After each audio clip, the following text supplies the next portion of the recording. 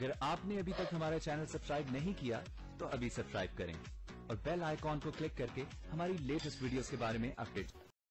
अस्सलाम वालेकुम, हमारे चैनल में खुश आमदीद। अली की फूफो कत्ल के इल्ज़ाम में जेल चली जाती है।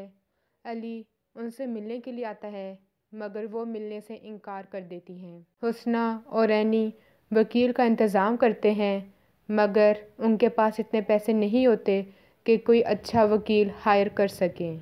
शहरयार हुस्ना को पसंद करने लग जाता है और उसके खातिर उसका केस लड़ने के लिए तैयार भी हो जाता है।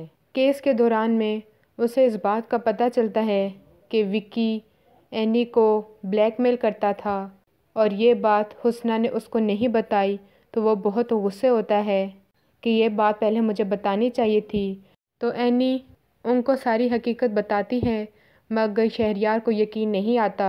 तो हुस्ना कहती है अगर इनको हमारी बात पे यकीन नहीं तो आप हमारा केस छोड़ दें। शहरयार हुस्ना को प्रपोज़ करता है। उसी दौरान में अली आ जाता है। वहाँ पे उसे पता चलता है कि हुस्ना पहले से शादीशुदा है। वो वापस आ जाता है अपने घर और अपने दादा से कहता है कि हुस्ना ने मुझे धोखा दिया, उसने मुझे नहीं बताया कि वो पहले से शादीशुदा है, मैं अब केस नहीं लड़ूंगा। मगर उसका दादा उसको समझाता है कि तुम नेकी के लिए केस लड़ो, किसी के लिए मत लड़ो। अगले दिन कोर्ट में शहरयार नहीं पहुंचा होता तो जज अपना फ़ैसला सुनाने लगते हैं कि नाहिद बेगम कातिल हैं और इनको तो साथ ही शहरयार आ जाता है और वो उनको बाइज़्ज़त बरी करवा लेता है।